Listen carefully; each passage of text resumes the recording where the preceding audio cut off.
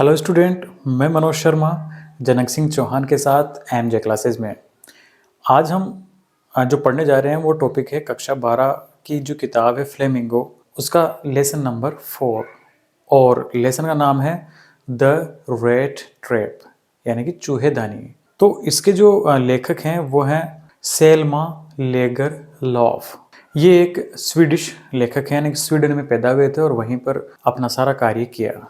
तो ये एक बहुत ही अच्छी कहानी है और इस कहानी में लेखक हमें बताता है कि ये पूरा संसार जो है वो किस तरह हमारे लिए एक चूहेदानी बन जाता है, किस तरह हम इसके अंदर फंसते चले जाते हैं और हमें अपने उद्देश्य से भटक कर किस प्रकार से अपने जीवन का सर्वनाश करते हैं। इन सभी के बारे में इस लेसन में बहुत अच्छी तरीके से लेखक ने बताया है। तो हम तो देख रहे हैं यहाँ पर वीडियो समरी, लेकिन अगर इस पूरे लेसन को वर्ड टू वर्ड अगर पढ़ना हो तो नीचे डिस्क्रिप्शन बॉक्स में एक लिंक है, उस पर क्लिक करें और इस पूरे लेसन को वर्ड टू वर्ड पढ़ें। तो शुरू करते हैं हमारा लेसन, यानी कि ये कहानी। तो कहानी के अंदर मुख्य किरदार है एक खानाबदोश व्यक्ति।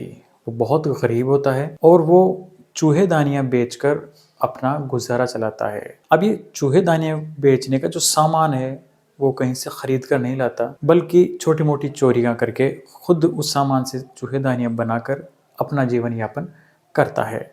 लेकिन ये सब कुछ करना उसके जीवन में पर्याप्त नहीं होता। एक दिन शाम को वो कुछ गुनगुनाता हुआ सा, कुछ सोचता हुआ सड़क किनारे आते होता है और अपनी चूहेदानियों के बारे में सोचता हुआ रहता है। लेकिन अचानक से वो हंस पड़ता है, क्योंकि वो सोचता है कि ये पूरा का पूरा जो संसार है ये पूरा एक चूहेदानी है और हम एक चूहे के समान हैं। हमारे लिए इस चूहेदानी के अंदर अच्छे कपड़े, गर्म भोजन और जितनी भी सुख सुविधाएं हैं वो सारी रखी गई हैं और हम चूहे के समान उन सुख सुविधाओं को प्राप्त करने के लिए ललचा जाते हैं और हम इस चूहेदानी में फंसकर हमारे जीवन को सर्वनाश या हमारे जीवन को समाप्त कर लेते हैं। ये खानाबदोश व्यक्ति अब तक बहुत सारी पद यात्राएं कर चुका होता है, यानी बहुत सारा पैदल चल चुका होता है। तो इस दौरान ये इतने सारे लोगों से मिलता है कि ये कहता है कि उन सारे लोगों में से कुछ लोग इस संसार के चूहेदानी में फंस चुके होते थे या फिर फंसने के लिए तैयार हैं।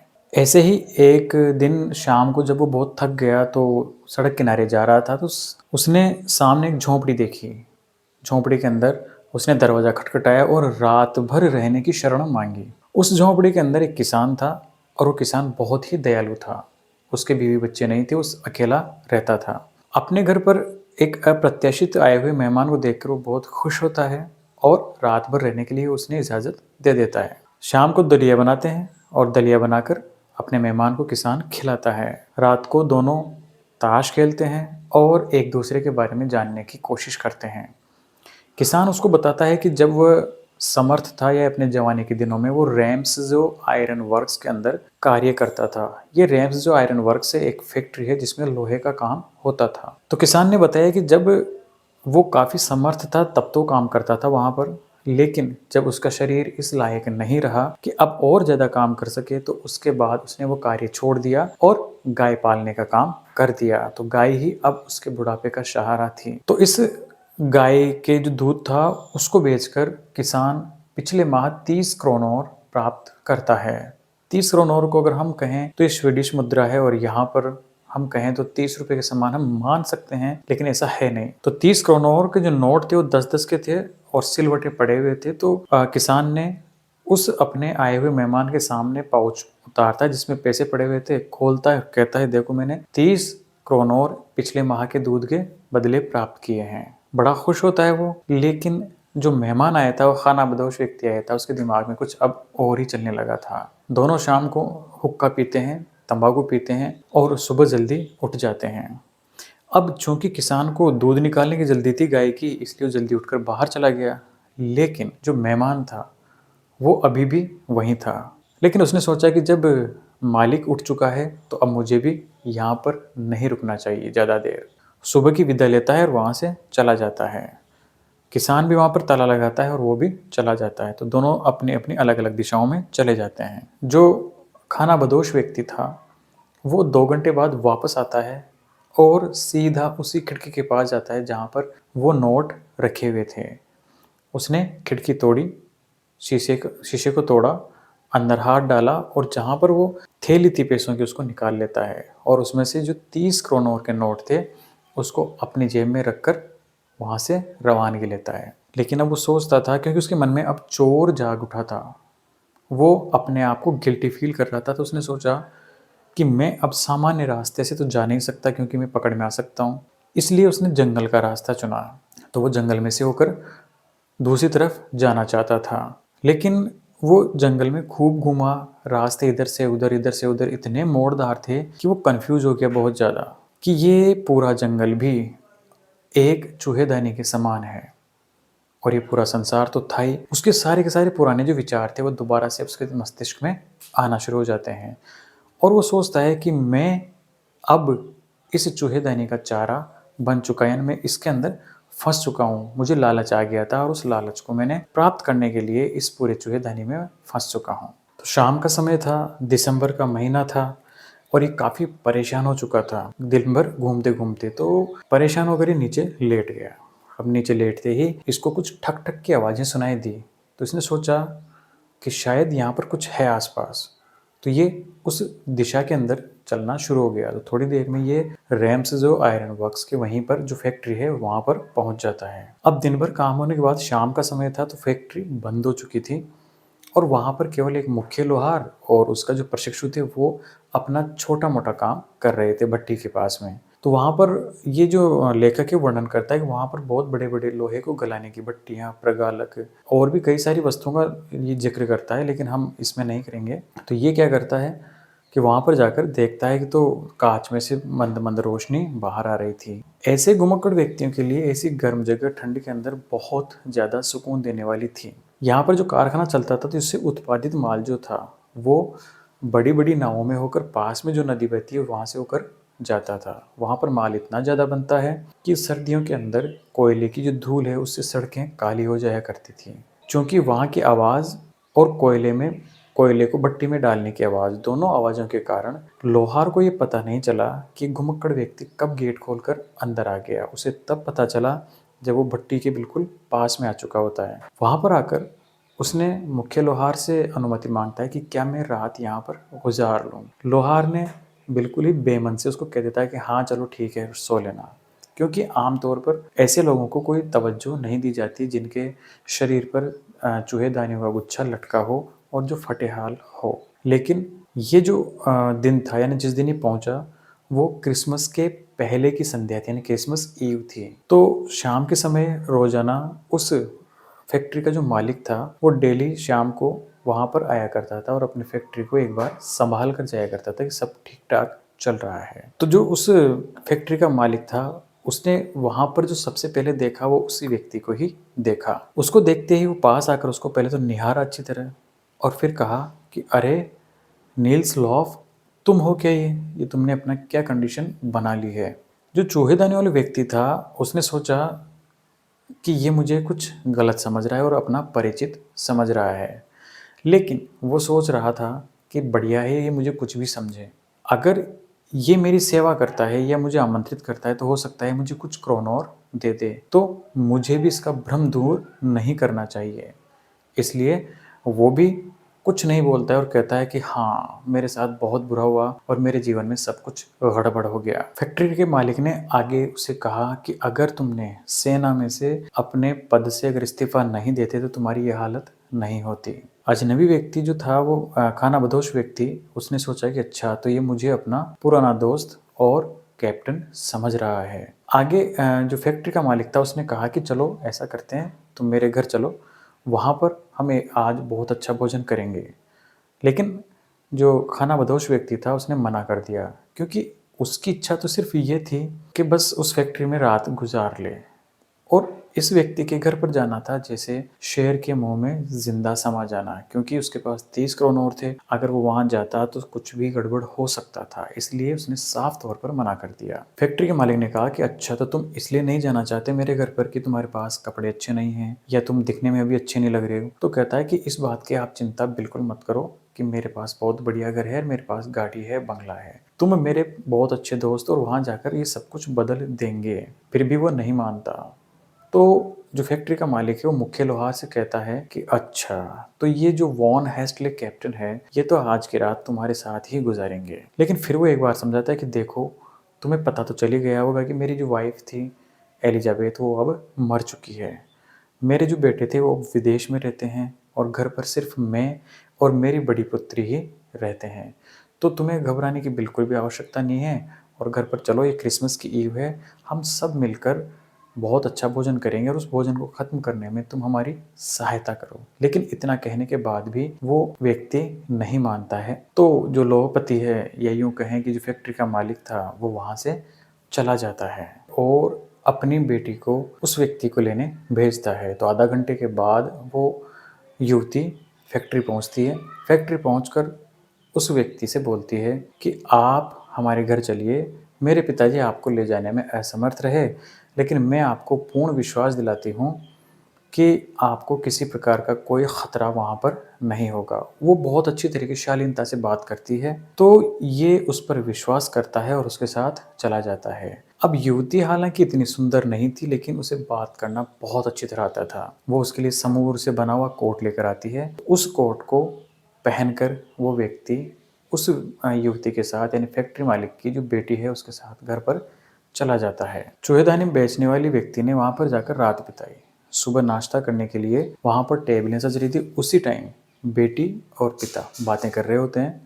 तो पिताश्री कहते हैं बेटी से कि सबसे पहले तो हमें ये देखना होगा कि कम से कम वो अपने शरीर पे थोड़ा मांस चढ़ा ले, अर्थात थोड़ा मोटा हो जाए खा पी कर। उसके बाद हम देखते हैं कि उसके लिए हम क्या कर सकते हैं, फैक्ट्री में उसके लिए कौन सा काम हो सकता है। बेटी कहती है कि उसको देखकर ऐसा लगता तो नहीं कि कभी वो कोई शिक्षित व्यक्ति या कभी कैप्टन रहा होगा, लेकिन फिर भी देखते हैं कि जब वो स्वच्छ कपड़े पहन लेगा तो शायद हो सकता है ऐसा लगे। पिता कहते हैं कि नहीं, जब वो नहा धोकर अच्छे कपड़े पहन लेगा तो वो वाकई पहले जैसे लगेगा।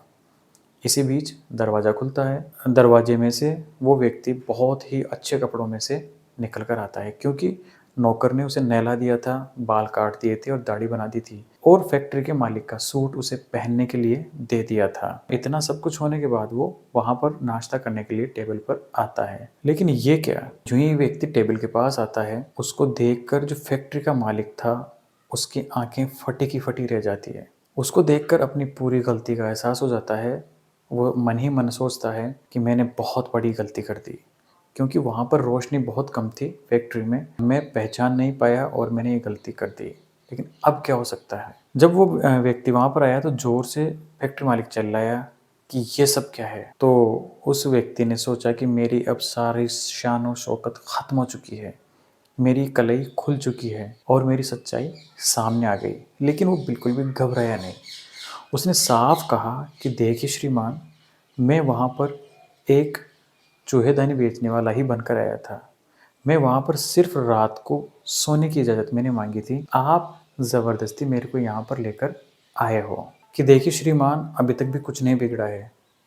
अगर आपको सब कुछ पता चल ही गया है तो इससे ज़्यादा क्या होगा कि मैं आपके कपड़े उतार दूं और वापस अपने चीथड़े पहन लूँ और यहाँ से चला जाऊं। और इतना कहकर वो अपनी मुट्ठी को वहाँ पर जो टेबल पड़ी हुई थी उस पर ज़ोर से मारता है और उस फैक्ट्री के मालिक को कहता है कि देखो, मैं तो सिर्फ इस लालच की वजह से तुम्हारे साथ आया कि मुझे कुछ पनीर के टुकड़े और कुछ अच्छा खाने को मिलेगा, यानी कि मैं इस चूहेदानी में फंस गया सिर्फ इस वजह से कि मुझे लालच दिया गया था। लेकिन हो सकता है ऐसे दिन कभी तुम्हारे लिए भी आ जाए और तुम भी इन चीज़ों के लिए मोहताज हो जाओ और तुम्हारे लिए ये दिन बुरे हो जाएं। इस बात पर जो फैक्ट्री का मालिक तो हंसने लगा कि नहीं नहीं, मेरे साथ ऐसा कभी नहीं होगा। लेकिन चूंकि ये क्रिसमस का त्यौहार है, आ रहा है, तो हम पुलिस को नहीं बुलाएंगे तुम्हारे लिए, लेकिन अच्छा होगा कि तुम यहाँ से तुरंत चले जाओ। ठीक है, ये कहकर वो निकलना शुरू होता है वहाँ से। लेकिन उसकी जो बेटी थी उसने कहा कि नहीं, हमारे पास एक मेहमान की आवश्यकता है और ये व्यक्ति अगर यहाँ पर मेहमान बनकर आया है और अगर ये सोच कर आया है कि यहाँ पर अच्छा क्रिसमस मिलेगा तो इसकी भावनाओं के साथ हम खिलवाड़ नहीं करते हैं। युवती का जो पिता था, यानी कि वो जो फैक्ट्री का मालिक था, वो अपनी बेटी का विरोध नहीं कर सका। फिर बेटी ने उस अजनबी यानी कि उस चूहेदानी वाली व्यक्ति का हाथ पकड़ा और खाने की टेबल पर ले आई और उसे कहा, कोई बात नहीं, हम तुम्हें लेकर आए हैं, इसलिए हम अगर तुम्हें बगाएं तो अच्छी बात नहीं होगी, आप हमारे मेहमान हो। और उससे कहा कि आप अच्छा खाना खाएं। जो व्यक्ति था वो खाना खाना शुरू कर देता है। लेकिन उसके दिमाग में एक बात चल रही थी कि आखिर उस युवती ने उसमें ऐसा क्या देखा जो उसने विश्वास कर लिया। अगले दिन क्रिसमस था, तो ये व्यक्ति सोने चला गया सबको शुभ रात्रि बोलकर। व्यक्ति ने कुछ भी गलत नहीं किया। अगले दिन उठा, फिर इसने खाना खाया और दिन भर सोता रहा। शाम को जब समय हुआ क्रिसमस मनाने का, तो इसको उठाया गया और बोला गया कि चलो नीचे चलें और क्रिसमस को आनंदित तरीके से मनाते हैं। ये जब गया तो बहुत शानदार तरीके से स्वागत किया गया और क्रिसमस मनाया गया। क्रिसमस के शाम को इसको मछली और दलिया खाना पड़ा, जो बहुत ही लाजवाब था। इसके अकॉर्डिंग जब मना चुके होते हैं, जब सोने का समय होता है, तो ये प्रत्येक व्यक्ति के पास जाता है और उनसे अलविदा और शुभ रात्रि कहता है। जब ये उस लड़की के पास जाता है तो उससे भी कहता है कि चलो अलविदा और शुभ रात्रि, लेकिन वो लड़की कहती है कि देखो बात ऐसी है, आप हमारे मेहमान थे और हमें बहुत अच्छा लगा कि आपने हमारे साथ ये क्रिसमस का त्यौहार मनाया। अगले वर्ष भी अगर आप कहीं पर भी हों और अगर आपको मनाने की कोई जगह नहीं मिले तो यहीं पर आ जाना, आपके लिए हमेशा इस रैम्स जो के दरवाजे खुले रहेंगे और आपने जो कोट पहन रखा है इसको भी वापस करने की कोई ज़रूरत नहीं है। अब अगला दिन आ जाता है और अगले दिन क्रिसमस की पूजा के लिए वो जो फैक्ट्री का मालिक और उसकी बेटी चर्च जाना चाहते हैं। वो चाहते हैं कि उसका मेहमान भी उनके साथ जाए, लेकिन ऐसा हो नहीं पाता क्योंकि उनका मेहमान अभी तक सोया पड़ा था। तो वो चाहते थे कि चलो इसको डिस्टर्ब न किया जाए, हालांकि 10 बज चुके थे। वे लोग चर्च जाते हैं। चर्च में पूजा के दौरान उनको पता चलता है कि आयरन वर्क्स के अंदर काम करने वाले एक किसान को किसी चूहेदानी बेचने वाले ने लूट लिया था। तो इस बात पर जो फैक्ट्री का मालिक था वो अपनी बेटी से कहता है कि बेटा चलो देखते हैं अब अपने घर में कितने चांदी के चम्मच बचे होंगे। वो तुरंत घर आते हैं। घर पे आते ही नौकरों से पूछते हैं कि क्या उनका मेहमान चला गया। तो कहते हैं कि हाँ बिल्कुल चला गया। तो उनको शक के आधार पर कहते हैं कि वो क्या क्या ले गया। तो कहते हैं नौकर कि वो अपने साथ कुछ भी नहीं लेकर गया, बल्कि एक पैकेट छोड़ के गया है जो क्रिसमस के रूप में उपहार था उनकी बेटी के लिए। बेटी ने जब पैकेट खोला तो पैकेट इतनी बुरी तरह से पैक किया गया था कि उसको थोड़ा सा खोलते सारी चीज़ें बाहर दिखाई देने लगी। पैकेट के अंदर एक छोटी सी चूहेदानी थी और उस चूहेदानी के अंदर वही 10-10 क्रोनोर के 3 नोट पड़े हुए थे जो वो चोरी कर कर लाया था। उनके साथ एक लेटर लिखा हुआ था और लेटर के अंदर लिखा हुआ था कि प्रिय विल्मनसन, बहुत बहुत धन्यवाद। आपने मेरे साथ बहुत ही अच्छा व्यवहार किया, जैसे मैं कोई कैप्टन हूँ। तो मैं भी एक कैप्टन के बाद ही तुम्हें ये व्यवहार करता हूँ। मैं ये नहीं चाहता कि एक चोर की वजह से तुम्हारा जो क्रिसमस है वो ख़राब हो जाए। तो मैं ये पैकेट के साथ ये 10 क्रोनोर के नोट छोड़ रहा हूँ।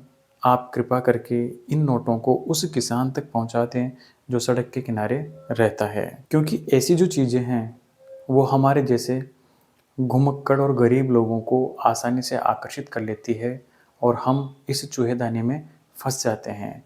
इसलिए एक चूहे की तरफ से इस क्रिसमस के ऊपर सबसे अच्छा उपहार ये चूहेदानी रहेगी, इसलिए मेरी तरफ से ये उपहार ग्रहण करें। और अंत में लिखता है वो कि अत्यधिक सम्मान एवं मित्रता के साथ, और फिर उसके हस्ताक्षर थे कैप्टन वॉन हेस्टले। और इस तरह से ये लेसन ख़त्म होता है। उम्मीद है अगर आप इसको पूरा देखेंगे तो जितने भी क्वेश्चंस हैं उनके आंसर्स आपके दिमाग में ज़रूर आ जाएंगे। जय हिंद, जय भारत।